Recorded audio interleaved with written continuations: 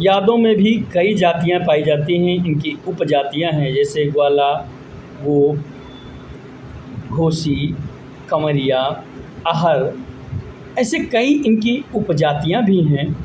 1910 में इन सब लोगों ने बैठक की और कहा कि हम लोग राजनीतिक दृष्टिकोण से एक उभरता हुआ संगठन बने और राजनीतिक रूप से अपना एक प्रभावशाली संगठन बनाएं, एक अपना उपनाम दें और एक उपनाम से ही जाने जाएं। ऐसे हम लोग चितिर-बितिर छोटे छोटे उपजातियों के रूप में बटे रहेंगे तो लोग हमें समझ नहीं पाएंगे और हमारी अपनी शक्ति नहीं रहेगी।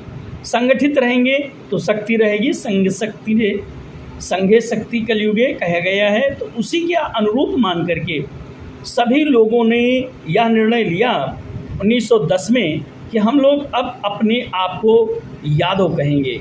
राजा यदु के नाम से, राजा यदु को कुछ लोग यादव भी कहते हैं और कहीं कहीं पर इसका प्रमाण भी प्राप्त होता है कि राजा यदु जो थे उन्हें यादव भी कहा गया। तो उसी का उपनाम लेकर के या उन्हीं का नाम का अपना सरनेम लेकर के उन्हीं के चूँकि वंशज हैं, उसी वंशावली को आगे बढ़ाते हुए इन्होंने अपने नाम के आगे सरनेम जो लगाना प्रारंभ किया वो यादव लगाना प्रारंभ किया। 17 अप्रैल 1914 को अखिल भारतीय यादव महासभा का भी गठन किया गया। यह अखिल भारतीय यादव महासभा का जो गठन किया गया यह भी अत्यंत महत्वपूर्ण था, क्योंकि पूरे भारत में यादव कई भागों में विभाजित थे जिन्हें संगठित करने का काम अखिल भारतीय यादव महासभा के द्वारा किया जाने लगा। इससे यादवों में संगठन बढ़ा और राजा यदु के वंशज कहलाने का जो गौरव था वह भी इन्हें प्राप्त हुआ। वेदों में, पुराणों में कई जगह राजा यदु का नाम प्राप्त होता है। राजा यदु ययाति और देवयानी के पुत्र थे।